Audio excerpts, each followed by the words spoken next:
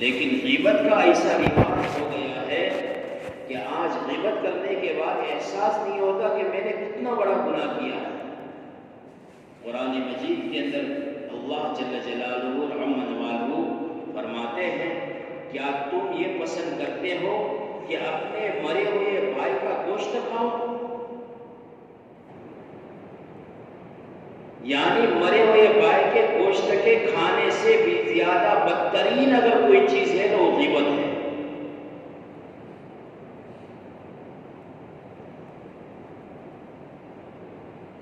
جس طرح دودھ کے اندر کھٹاس ڈالنے سے دودھ پھٹ جاتا ہے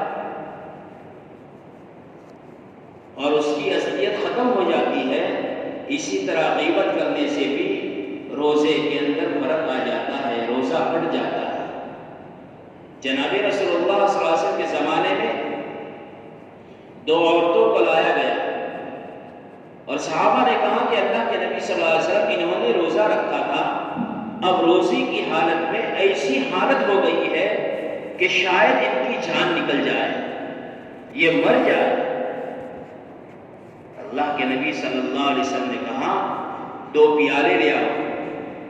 2 پیالے منگائے گئے اور دونوں پیالوں کے اندر ان کو الٹی اور طے کروائی گئی۔ جب ان دونوں عورتوں نے طے کی تو ان کی طے کے اندر گوشت کے ٹکڑے نکلے، تو اللہ کے نبی صلی اللہ علیہ وسلم فرمایا ان دونوں نے حلال چیز سے افطار کیا ہے اور روزے کی حالت میں حرام گناہ کیا ہے، حرام کام کیا ہے، غلط کام کیا ہے،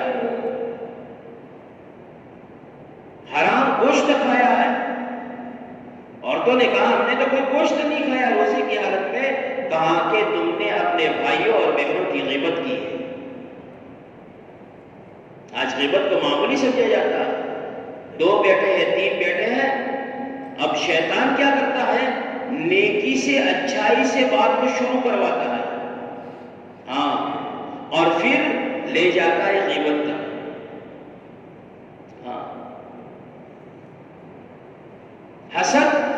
حسد کے بارے میں تو یہاں تک فرمایا اللہ کے نبی صلی اللہ علیہ وسلم نے کہ حسد نیکیوں کو اس طرح ختم کر دیتا ہے جس طرح اس طرح بال کو ختم کر دیتا ہے۔ آپ حجام کے پاس جائیں اور یوں کہیں کہ میرا حلق کروانا ہے، یعنی ٹکلا کروانا ہے، اس نے اس طرح رکھا کہ بال ختم۔ دوسری مثال یہ تھی کہ سوکھی گھاس کے اندر آگ لگ جائے اور یہ آگ سوکھی گھاس کو منٹوں کے اندر ختم کر دیتی ہے، اس کو راکھ بنا دیتی ہے۔ حسد جو ہے وہ گناہوں کو، وہ نیکیوں کو اس طرح ختم کر دیتا ہے۔ اور حسد کرنے والے کا کوئی فائدہ نہیں سوائے نقصان کے۔ مثال کے طور پر میں کسی پر حسد کر رہا ہوں، میرے حسد کرنے کی وجہ سے نہ اس کے مال میں کمی آئے گی، نہ اس کے ترقی میں کوئی کمی آئے گی، نہ اس کے روزی میں کوئی کمی آئے گی۔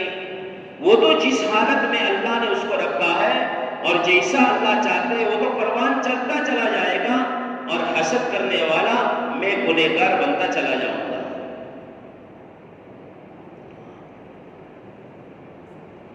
5 منٹ کے مدرسے میں 2-3 دن پہلے یہ پڑھا گیا تھا کہ جنتی جنت میں جانے کے پہلے اللہ ان کے دلوں کو صاف کر دیں گے اور ان کو بھائی بھائی بنا دیں گے۔ اس رمضان کے مہینے کے اندر میرے دوستو اس بات کی بھی پریکٹیکل عمل کرنا ہے۔ جس طرح ظاہراً کھانے اور پینے سے ہم روکتے ہیں اور گناہوں سے بچنے کی کوشش کرتے ہیں، اسی طرح جو باطنی گناہ ہے، جو اندر گناہ ہے، جو دکھتے نہیں ہیں، اس سے بھی اپنے آپ کو بچانا ہے۔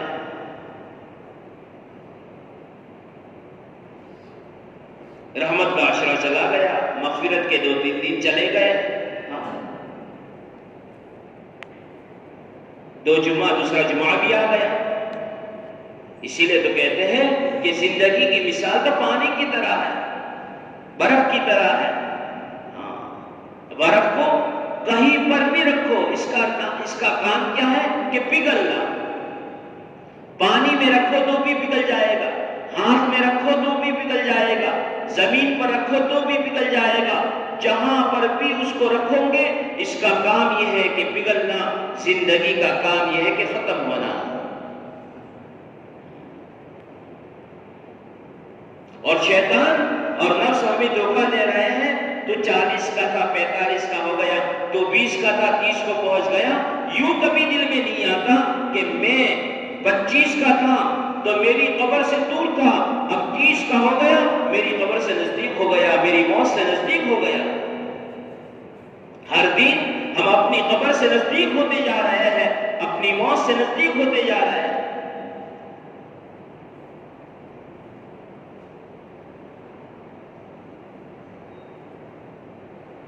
جناب رسول اللہ صلی اللہ علیہ وسلم کی عمر اور آپ کی امت کی عمر بہت کم تھی۔ آپ ہمیشہ، جیسے ہمارے مولانا اقبال صاحب نے بیان کے اندر گزشتہ گشت کے دن بتایا تھا کہ ہمیشہ آپ غم میں رہتے تھے کہ پہلے نبیوں کی عمریں بھی زیادہ تھی اور انہوں نے عبادتیں بھی بہت کثرت سے کی ہے۔ تو اللہ کے نبی صلی اللہ علیہ وسلم کو یہ رجع ہوا کہ میری امت کی عمریں کم ہیں، اب ان کو عبادت کے اعتبار سے آگے کیسے بڑھایا جائے، وہ کیسے بڑھے؟ تو اللہ تبارک تعالیٰ نے موقع بموقع ایسے پیکیج اللہ کے نبی صلی اللہ علیہ وسلم کے سامنے مہینوں کی شکل میں، دنوں کی شکل میں، تراویح کی شکل میں، روزوں کی شکل میں، نمازوں کی شکل میں، قرآن مجید کی شکل میں یہ سارے پیکیج پیش کیے کہ اگر اس کو کرے گی امت تو پچھلی آگے جو گزر گئی امت اس سے بھی آپ کی امت آگے نکل جائے گی۔ یہ شب قدر کی رات آنے والی ہے انشاءاللہ، ایسے تو پورے سال میں گھومتی رہتی ہے۔ امام ابو حنیفہ رحمۃ اللہ علیہ کا تو قول تو یہ ہے کہ میں نے میری زندگی کے اکثر حصوں میں شب برات کو، شب قدر کو شب برات کے دن پایا ہے، لیکن بہت سارے علماء کا کہنا یہ ہے کہ یہ تاخراتوں میں آتی ہے۔ ابھی سے ہماری تیاری ہونی چاہیے تاخراتوں کے لیے، بلکہ اخیری عشرہ تو ہمارا عبادت ہی عبادت ہو۔ آج اخیری عشرہ کس میں زیادہ معلوم ہے؟ عید کی تیاری میں چلا جاتا ہے۔ یہ لینے کا مہینہ ہے، یہ کمانے کا مہینہ ہے، یہ اللہ کو راضی کرنے کا مہینہ ہے۔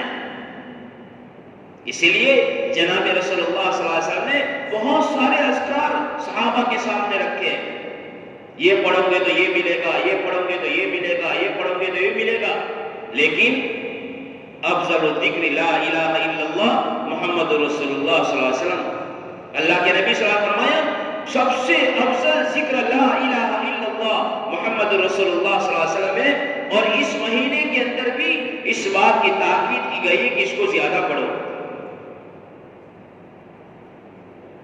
اللہ کے نبی صلی اللہ علیہ وسلم فرماتے ہیں اگر کوئی ایمان والا لا الہ الا اللہ محمد رسول اللہ صلی اللہ علیہ وسلم پڑھتا ہے اور اخلاص کے ساتھ پڑھتا ہے، شرط یہ ہے کہ کبیرہ گناہ سے پاک ہے، تو اللہ اس پڑھنے والے کے کلمے کے لیے 7 آسمان کے دروازوں کو کھول دیتا ہے، یہاں تک کہ وہ کلمہ عرش تک پہنچ جاتا ہے۔ رفتار دیکھو کہ ایک آسمان سے دوسرے آسمان کے بیچ کا فاصلہ 1500 سال کا، 7 آسمان کا فاصلہ، پھر وہاں پر عرش، لیکن یہ کلمہ اخلاص کے ساتھ پڑھنے کی وجہ سے اور پڑھنے والے کے کبیرہ گناہ سے دور اور پاک صاف ہونے کی وجہ سے اس کی رفتار یہ ہو جاتی ہے کہ منٹوں کے اندر یہ آسمان کے دروازوں سے گزرتا ہوا عرش تک پہنچ جاتا ہے۔ ایک مرتبہ انس رضی اللہ عنہ فرماتے ہیں کہ جناب رسول اللہ صلی اللہ علیہ وسلم کے پاس کھڑا تھا، اللہ کے نبی صلی اللہ علیہ وسلم نے ایک درخت کی ٹہنی لی اور اس کو ہلایا، اس کے پتے گر گئے، خشک تھی۔ تو اللہ کے نبی صلی اللہ علیہ وسلم فرمایا جو بھی بندہ مومن سبحان اللہ والحمد للہ ولا الہ الا